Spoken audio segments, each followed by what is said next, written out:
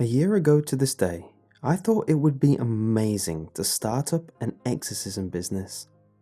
My fascination in the subject started when I was very young, reading many testimonies, viewing accounts, and watching documentaries on the fight with the real-life paranormal.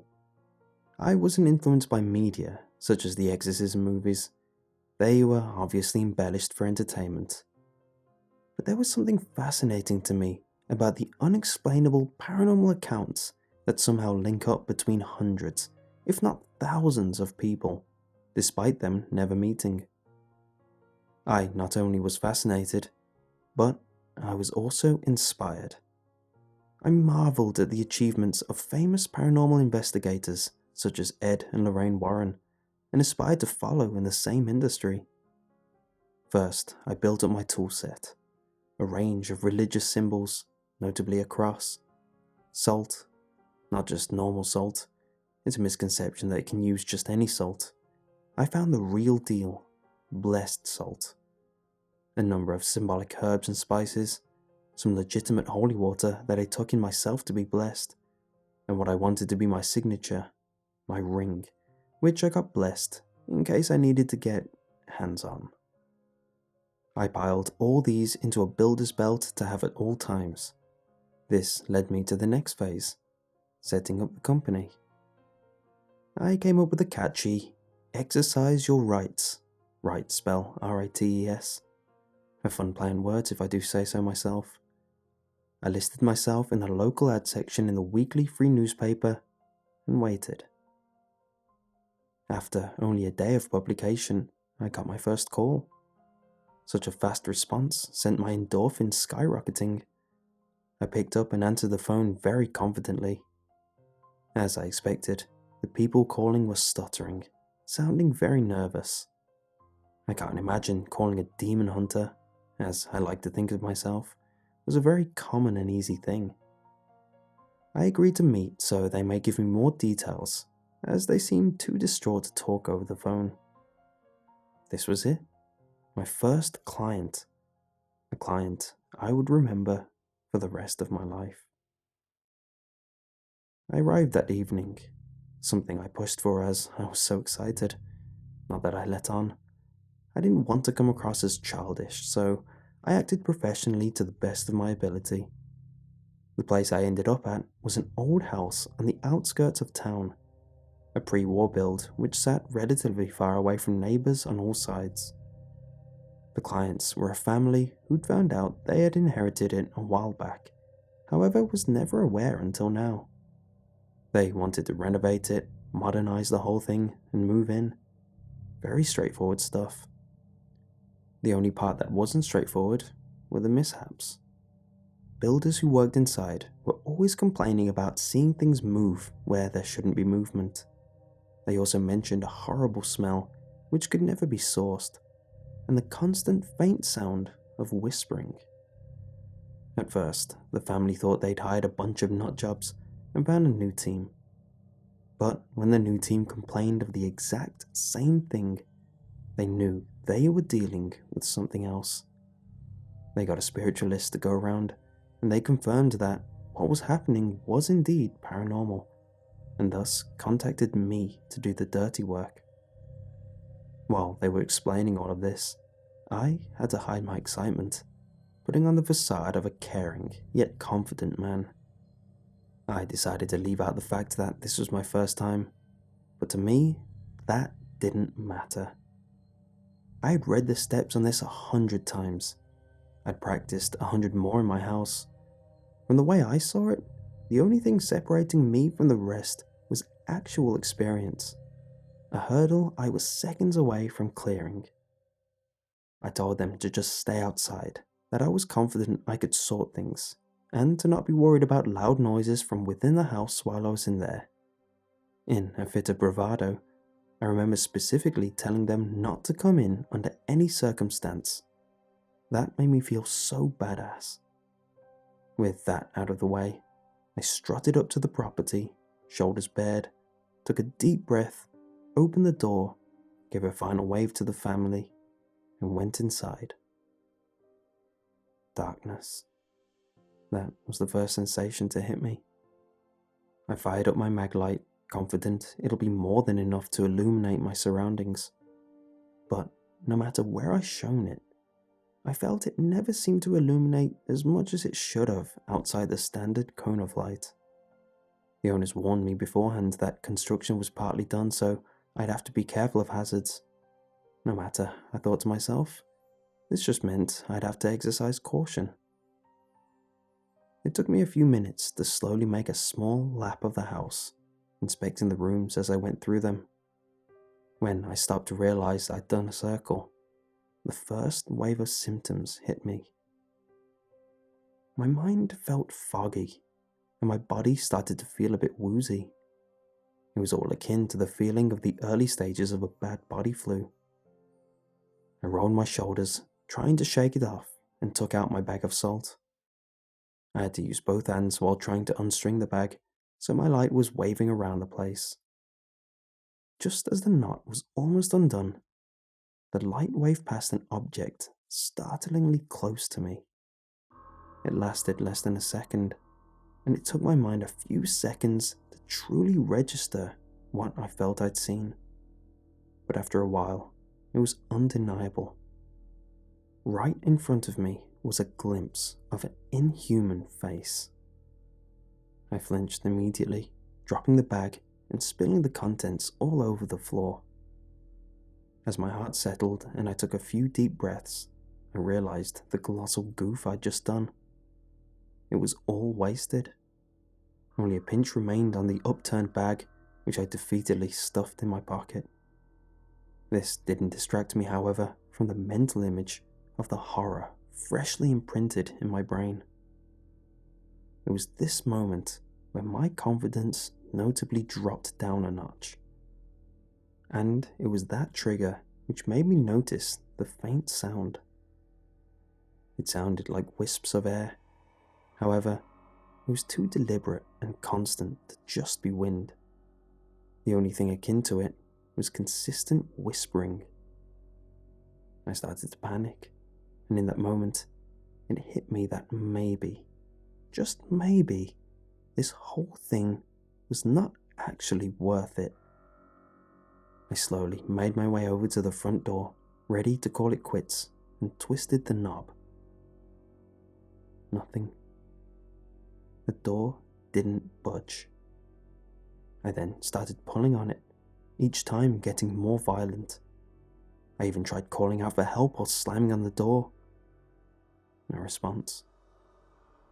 I didn't want to think about what was stopping the door. I wanted to believe it was the old house settling, which caused the door to jam in the frame. However, I've concluded that that was just very wishful thinking.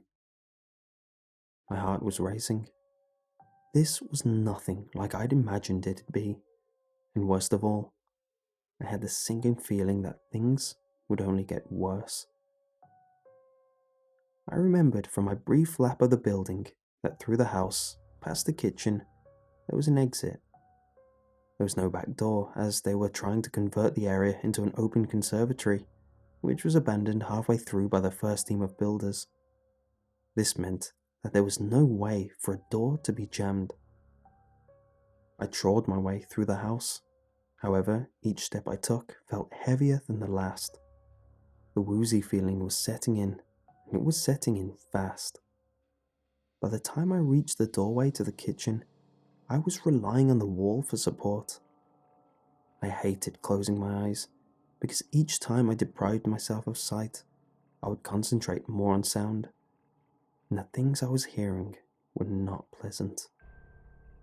The whispering from before had grown into a cacophony of whispered chatter, so overlapped that not a single word could be distinguished, but the malicious tone was ever present. However, the only reason I wanted to close my eyes in the first place was because as I stumbled around, my light waved about, slicing lines through the darkness. And every so often, the light would reveal the edges of something sinister, laying in wait, just out of sight. My relief from reaching my destination was short-lived. I looked onward to the opened-up wall where the conservatory was to be built with despair. between me and escape was a floor with no floorboards. Another half-finished construction job, which meant the only way to escape was to carefully balance on the old, possibly fragile joists, something seemingly impossible in my current state of dizziness. I stood there, feeling defeated. I imagined myself amazingly making it across to safety, and at the same time imagined a scenario where I would fall through the joists into the basement below. It was as these daydreams played over and over in my head that I got my new brilliant idea. All hope wasn't lost yet. The basement was the answer. Before entering the house, I noticed that there was one of those staircase exits from the basement, which was unlocked due to the construction. If I could make it down there, I could get out that way. The only downside would be that I'd have to go into the basement. A daunting feat, considering the fact that unspeakable horrors always seem to originate in basements. No matter though, this new goal was enough to motivate me, and if that was where the horror lay, it gave me a way to find it and possibly end it. I straightened my back, rolled my shoulders, and headed back in the house towards the basement door. When I made it there, I froze. My suspicions were being more and more proven to be true as I stood in front of my new objective. The door practically buzzed with activity. A strong feeling of deterrent was given off by simply being in front of the door. The whispers from before were even more frantic now, and it scared me more not seeing the figure, as I was getting a looming feeling that it was waiting for me on the other side of the door. A new addition to the horror was the smell. An overlay of indescribably bad smells emanated from behind the door, seemingly an added warning to stay out. Whether it be the false bravado from before or the foolish determination to get out, I braced the doorknob, twisted it, and entered. Each step I took down seemed to exaggerate the insanity that was going on around me. My mind started to warp from the sensory overload. I felt that I was pushed to my limit and beyond until my foot hit the ground below and my mind felt like it shattered.